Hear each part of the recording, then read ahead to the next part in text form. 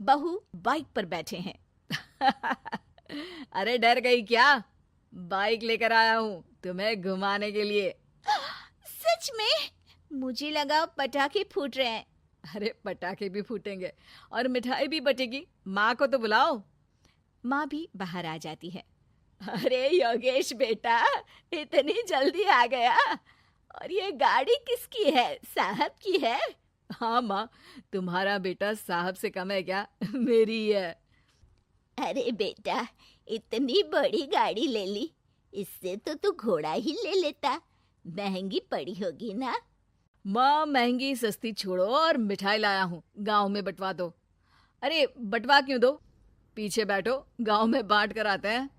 सब खुश थे। योगेश गांव के बाहर एक कोयले की खदान में मजदूरी करता था।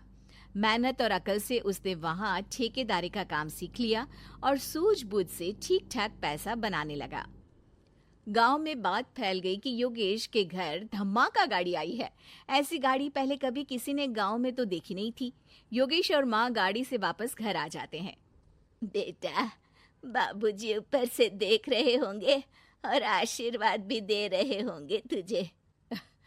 वो होते तो उनको भी घुमाता माँ। पूरे गांव में नाच नाच के मिठाई बांटने जाते। जैसे मैंने नाच नाच के बांटी थी जब वो अपने लिए एक साइकिल लेकर आए थे। बस बस, बाबूजी दो बात भी सुनाते कि फटफट वाली फटफटी ले आया। सीमा आगे कहती है, अपने लिए तो ये गाड़ी ले आए और मेरे लिए? अरे ये गाड़ी तुम्हारे लिए ही तो है। पक्का मेरे लिए है? अरे पक्का तुम्हारे लिए है। अगली सुबह जब योगेश सो रहा होता है तो उसे बाहर से गाड़ी की आवाज आती है। वो घबरा कर चिल्लाता है, चोर चोर, मेरी गाड़ी ले जा रहा है, चोर चोर। माँ भी जागती है और योगेश के साथ दरवाजे की तरफ भागती है। जैसे ही दोनों बाहर निकलते हैं तो देखते हैं कि सीमा गाड़ी चला रही है। अरे बहू, नाक कटवाओगी क्या? ये क्या कर रही हो? अरे गिर जाओगी, ये क्या कर रही हो तुम? सीमा गाड़ी को रोक कर कहती है, सारे गांव में घुमा लाई, कहीं नहीं गिरी। क्या? सारे गांव में घुमा लाई? अरे लोग क्या कहेंगे बहू? सोचा क्या एक बार? यही कहेंगे कि कितनी अच्छी गाड़ी है। अरे तुम्हारे बारे में। हाँ, कहेंगे ना कि देखो कितनी अच्छी गाड़ी पर बैठी है। बहू गाड़ी रखकर योगेश और सासू माँ के पास जाती है। तुमने कब गाड़ी चलाना सीखा? हमारे बाबूजी के पास पुरानी स्कूटर थी, सीख ली। फिर स्कूल में एक मास्टर जी भी ऐसी ही गाड़ी लेकर आते थे, उन्होंने सिखा दी। हाँ हाँ, स्कूल के मास्टर आजकल यही सब तो सिखा रहे हैं। पढ़ाई का कुछ सिखाते तो कुछ भला होता। अरे बहू, अब गाड़ी मत चलाना।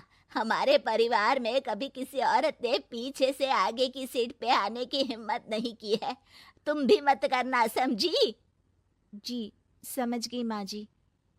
सीमा सास की बात सुनकर चुपचाप रसोई में जाकर उदास होकर खाना पकाने लगती है। सास सुबह सुबह मंदिर से पूजा करके लौट रही होती है। तभी उसे दो औरतें रोक लेती हैं और कहती हैं, अरे बहू को थोड़े अच्छे लक्षण भी सिखा दो। गाड़ी चलाने निकली थी, गांव की मर्यादा का कोई ख्याल नहीं है। वही तो। अरे पैसे आने लगे हैं तो क्या मतलब कि किसी रीति रिवाज को नहीं मानोगे? अरे समाज में रहना है तो समाज के ढंग से ही रहना पड़ता है। अरे लाज भी नहीं आई बहू को? चूल्हे चौके से निकलकर सीधे गाड़ी लेकर चौराहे चबूतरे नाप लिए, फट फट फट करते हुए। अरे कुछ कह देना उसे। अरे ये क्या कहेगी, बूढ़ी सास है, इनकी थोड़ी ना चलती होगी घर में। हाँ, बहू की ही चलती होगी, मर्जी भी और गाड़ी भी। सास सब सुनकर घर आती है और बहू को चिल्ला के बुलाती है, अरे नाक कटवा दी सबके सामने गाड़ी चलाकर। औरत जात गाड़ी नहीं चलाती। शहरों में तो 4 पहियों वाली गाड़ी भी चलाती हैं और हेलीकॉप्टर, हवाई जहाज भी। शहर में थोड़ी ना रहती हो मैडम साहिबा। आज के बाद गाड़ी से ही नहीं, यूं भी निकलना बंद तुम्हारा घर से। माँ सही कह रही है, कहीं भी जाना हो तो मुझे बता देना, मैं लेकर चलूंगा। आज माँ को तुम्हारे कारण कितनी बातें सुननी पड़ी।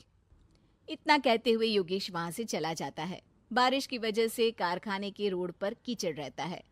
इसीलिए योगेश गाड़ी घर रख कर जाता है और किसी से लिफ्ट लेकर कारखाने पहुंचता है ताकि नई गाड़ी गंदी ना हो। लेकिन शाम को इतनी तेज बारिश होती है कि उसे वापस आने का कोई साधन ही नहीं मिलता। बारिश बढ़ती जाती है। रात के 11 बज जाते हैं। रास्ते में एक नदी का ब्रिज है।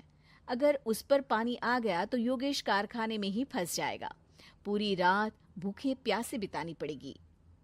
घना अंधेरा, बिजली की कड़कड़ाहट और तेज बारिश।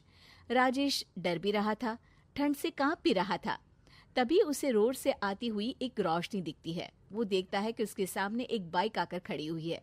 वो ऊपर वाले को धन्यवाद देकर उस बाइक वाले आदमी की तरफ बढ़ता है, पर पास जाकर देखता है तो भौचक्का रह जाता है। सीमा, तुम यहाँ इतनी बारिश में गाड़ी पर? पहले बैठो तो, नदी ब्रिज पे आ जाएगी तो जाना मुश्किल हो जाएगा। योगेश गाड़ी के पीछे बैठता है।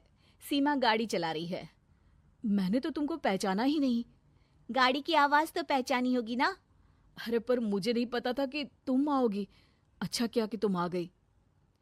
माँ नहीं आने दे रही थी, पर हमेशा पति पत्नी की रक्षा थोड़ी ना करेगा, पत्नी को भी तो करनी चाहिए।